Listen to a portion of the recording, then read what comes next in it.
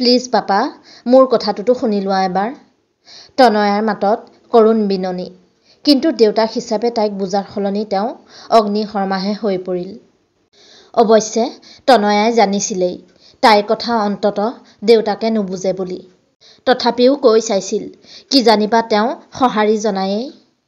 তেনেতে মোবাইলটো যে দেউতাকে জানি বুজিয়েই কাটি দিলে তাই গম পালে। কান্দি কান্দি ৰঙা পৰা চকু দুটা পুনৰ সেমেকি আহিল তাইৰ। চা মাজনী, তোক আমি এতিয়া কেনেকৈ সহায় কৰোঁ, তয়ে কচোন।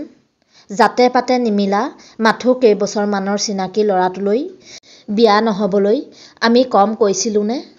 তইতো নুশুনিলি। ওলোটাই আমাকহে বাধ্য কৰালি তোৰ জিদ মানি ল'বলৈ। এতিয়া ফল ভোগ কৰিব লগা হৈছে তোৰ লগতে ময়ো। দেউতাকে ফোনটো কাটি দিয়াৰ পিছদিনা পুৱাতেই তনয়াৰ মাকৰ লগত এই কথোপকথন। তাই ভাবি পোৱা নাই তাই এতিয়া কি কৰিব, ক'ত যাব। যাৰ পৰা সহমৰ্মিতা পোৱাৰ আশা কৰিছিল তেওঁলোকেই যদি তাইক লগ নিদিয়ে তেনেহ'লে তাই কি কৰিব? হয়, তাইৰ ভুল হ'ল, ভুল মানে বিয়াগোম ভুল। 3 বছৰৰ অন্তৰংগতাতো তাই সুশান্তক চিনি নাপালে। যাৰ হৈ ওকালতি কৰি বিয়াত বহিছিল, বিয়াৰ ছমাহেইচোন নগ'ল তাৰ মুখা খোল খাই পৰিলে। আৰু এতিয়া তাইক না মাক দেউতাকে লগ দিছে, না 3 বছৰীয়া প্ৰেমিক তথা এতিয়াৰ স্বামী সুশান্তই বুজিবলৈ চেষ্টা কৰিছে। ভুল কৰিলে তাই, কিন্তু অতীতৰ ভুলটোকে আওৰাই থাকি তাই এতিয়া আত্মঘাতী হ'লেহে হ'ব। আৰু শেষত মাকে কোৱা এই কথাকেইটাতহে তাই আৰু আচৰিত হ'ল। মাকে তাইক সহ্য কৰিবলৈ কৈছে।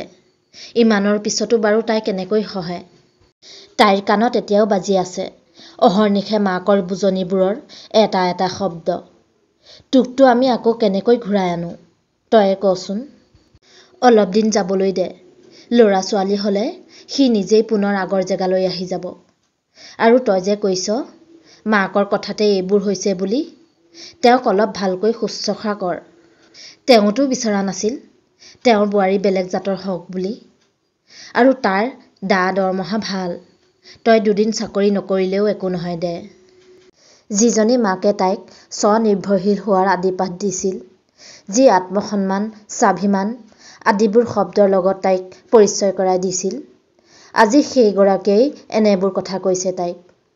তাই বুজিছে, ভালকৈয়ে বুজি পাইছে যে অসমীয়া হৈ আন জাতিলৈ বিয়া হোৱাৰ বাবেই তেওঁলোকে তাইক ইমানেই বেয়া পালে যে তাইৰ আৰু কোনো অসুবিধাত তাইক লগ নিদিয়ে তেওঁলোকে কোনো কালেই। মাকৰ লগত সেইটো ফোন কলেই তাইৰ শেষ কল আছিল। তাই আৰু কোনো দিনেই মাক দেউতাকলৈ ফোন নকৰিলে। কিয়নো তেওঁলোকক ফোন কৰিও একো ফল যে নাপায় তাই ভালকৈয়ে অনুমান কৰিব পাৰিলে। ৰন্ধা বঢ়া কৰি বেয়া পায় যদিও সংসাৰখন শান্তিৰে থাকক বুলি তনয়াই আজিকালি কিটচেনতেই সোমাই বিধে বিধে বনায়। অসমীয়া ছোৱালী তাইৰ হাতত শাহুৱেকৰ জাতৰ ছোৱালীৰ দৰে সোৱাদ নুঠে। তাৰেই সুযোগত তাইৰ দোষ এসোপা সঁচা মিছা মিলাই ৰাতি অফিচৰ পৰা অহা সুশান্তক শাহুৱেকে লগায়। আৰু তাৰ পিছতে তাইৰ দিনযোৰা পৰিশ্ৰম পানীত পৰে। হয় তাইৰ বনোৱা খাদ্য তাইৰ গালৈকে মাৰি পঠিয়াই সি, নহয় মাকৰ সন্মুখতে 2 পাত চৰ শোধাই দিয়ে। এদিনটো সুশান্তই পেণ্টৰ বেল্ট খুলি তাইক মৰিয়াইছিল বগৰাই বগৰাই। অথচ মাকজনী হৈও শাহুৱেকে একোৱেই নকলে পুতেকক। সেইদিনাই শাহুৱেকলৈ বুলি মনতে পুহি ৰখা ন্যূনতম শ্ৰদ্ধাখিনিও নাইকিয়া হৈ পৰিল। তাই ভাবি আচৰিত হ'ল যে এইজনীও এজনী নাৰীয়েই নে? যেতিয়াৰে পৰা তনয়াই চাকৰিটো ৰিজাইন দিবলগীয়া হ'ল, তাইৰ বাহিৰৰ পৃথিৱীৰ লগতো সম্পৰ্ক নোহোৱাৰ দৰে হ'ল। যি অলপ বন্ধু বান্ধৱী আছিল তাইৰ, সিহঁতেও তাইৰ সংসাৰত অশান্তি নহওক বুলি নিলগেই থকা হ'ল। ইপিনে তাইৰ সকলো আপোন মানুহটো অসমতেই থাকিল। তাইহে দিল্লীতে ৰৈ গ'ল অকলে। গতিকে হতাশা জীৱনলৈ অহাটো অতি সাধাৰণ হৈ পৰিল তাইৰ বাবে। আৰু সহিলে সন্মান পায় বোলা কথাটো যে গোকাত মিছা তাই বুজিবলৈ আৰু বাকী নাথাকিল। অৱশেষত তাইৰ জীৱনলৈ সেই দিনটো আহিল যিদিনা তাই স্বইচ্ছাই এই পৃথিৱীৰ পৰা বিদায় ল'লে। অথচ যিজনী তনয়া বৰুৱা তাইৰ গিৰিয়েকতকৈও বহুত বেছি দৰমহাৰ অধিকাৰী আছিল, যিজনী তনয়াই হাঁহিৰে পৃথিৱীখন জিনিব বিচাৰিছিল, সেইজনী তনয়াই স্বইচ্ছাই মাথো 25 বছৰ বয়সত গুচি গ'লগৈ। বহিৰাজ্যত অসমীয়া বোৱাৰীৰ ওপৰত অত্যাচাৰ, আত্মহত্যা। খবৰ কাগজত ডাঙৰ ডাঙৰ আখৰেৰে ওলাল খবৰটি। আমুক চনত মেট্ৰিকত ইমানতম স্থান দখলকাৰী অতি প্ৰতিভাৱান ছোৱালীজনীৰ অকাল মৃত্যুত গোটেই অসমবাসীয়েই যেন দুখত ভাগি পৰিল। অথচ সেইজনী ছোৱালী জীৱিত অৱস্থাত থকা সময়ত মানুহবোৰ ক'ত গৈছিল? আৰু তাইৰ মৃত্যুৰ বাবে সকলোৱে একেমুখে গিৰিয়েক আৰু শাহুৱেকক জগৰীয়া কৰিলেও তাইৰ মৃত্যুৰ আঁৰত আৰু বহু মানুহ নথকা নহয়নে?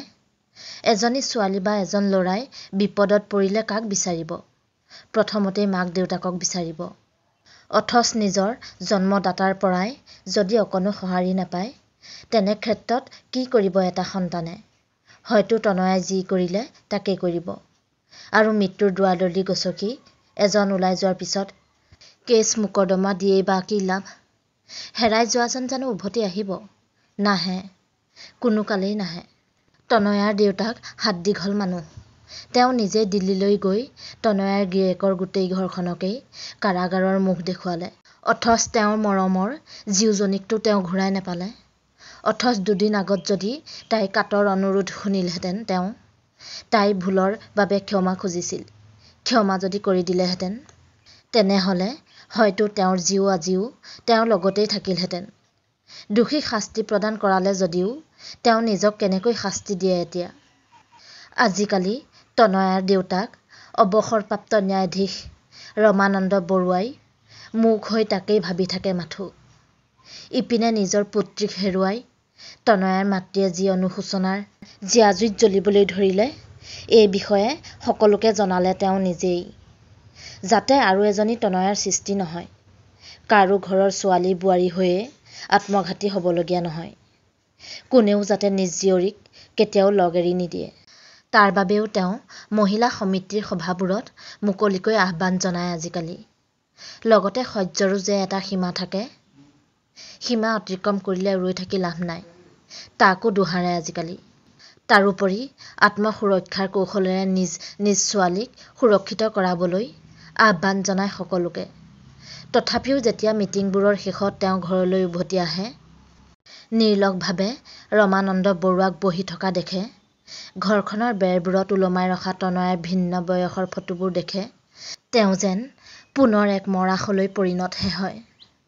আজিকালিতো অনুশোচনাৰ জীয়া জুইত বৰুৱা দম্পতী এনেকৈ জ্বলি জ্বলি জীয়াই আছে। কোনদিনা তেওঁলোকেও জীয়েকৰ পন্থাকে লয় তাৰ ঠিক নাই। সেইবাবে সময় থাকোঁতে সলনি হওক। প্ৰিয় শ্ৰোতাসকল, কাহিনীটো সম্পূৰ্ণকৈ শুনাৰ বাবে লগতে মোক ইমানখিনি মৰম দিয়াৰ বাবে আপোনালোকলৈ বহুত বহুত ধন্যবাদ জনালোঁ।